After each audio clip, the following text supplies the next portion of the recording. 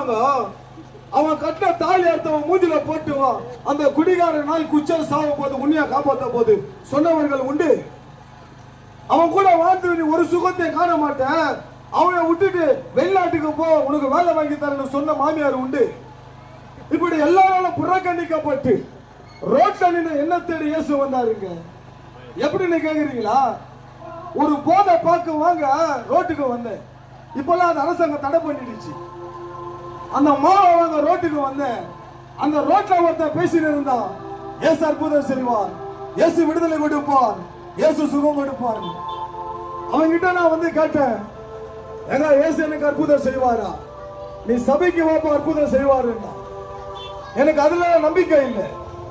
அப்படி பேசும்போது அவங்க வார்த்தை சொன்னா, நான் போகிற சபையில மந்திரத்தெல்லாம் ஓட்டுவாங்க, சூனியத்தெல்லாம் ஓட்டுவாங்கன்னும் போது நான் கேட்டேன்,